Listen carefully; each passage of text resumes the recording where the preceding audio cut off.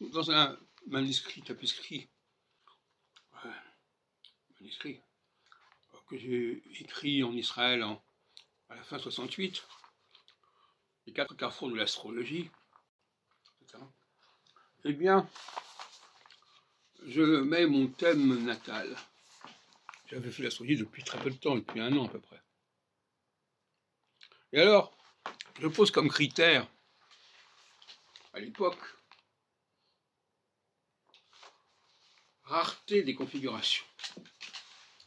Plus un thème astral comporte des éléments remarquables, au niveau de la rareté, par exemple des conjonctions nombreuses, exactes, etc., plus la personne concernée est remarquable. Voilà un peu la thèse que je défends dans cet ouvrage à la fin.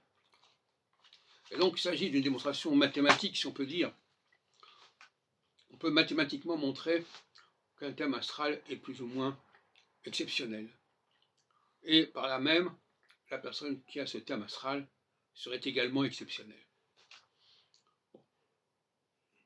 Alors moi, vous savez que je ne m'intéresse pas du tout, plus du tout au thème natal, depuis très longtemps, puisque déjà en 76, il y a 50 ans, je disais qu'il fallait abandonner le thème natal, il fallait s'en débarrasser.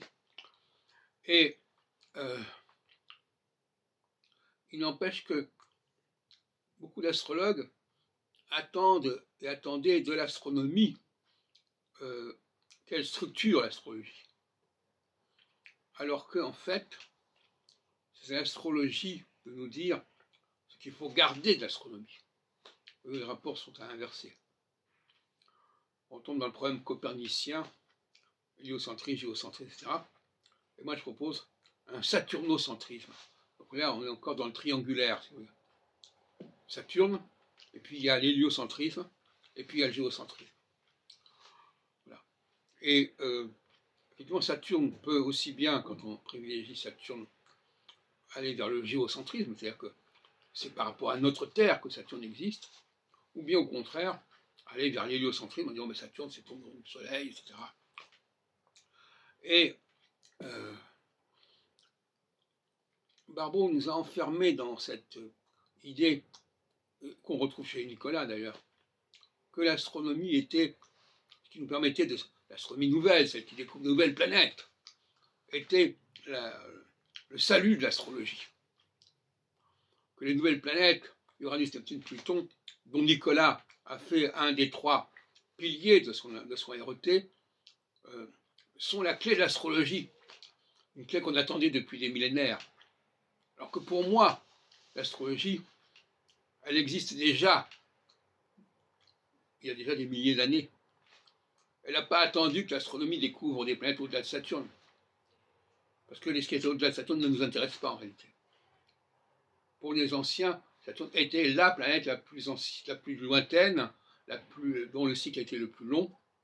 Et c'est complètement anachronique de vouloir tenir compte des planètes au-delà de Saturne. Il n'empêche qu'en tant qu'historien, comme dirait Boucher-Leclerc, je me suis intéressé aux tentatives des astrologues de donner du sens à différents dispositifs, à différents systèmes qu'on trouve exposés déjà chez Ptolémée, les domiciles avec les exaltations, et vous n'avez qu'à lire aussi les mathématiques divinatoires, que j'ai lu en 83. Effectivement, l'historien doit, c'est ce que disait Boucher-Leclerc, ne perd pas son temps à comprendre pourquoi les gens ont fait ceci ou cela. Il faut essayer de comprendre. Lorsque j'ai travaillé à l'époque sur les 12 planètes, parce que j'étudiais aussi les planètes transplutoniennes, que Carteret appelait Vulcain et Proserpine. Ça ne veut pas dire pour autant que je disais que ça faisait partie du bagage de l'astrologue. C'est là qu'on voit une sorte de distinction entre le regard de l'historien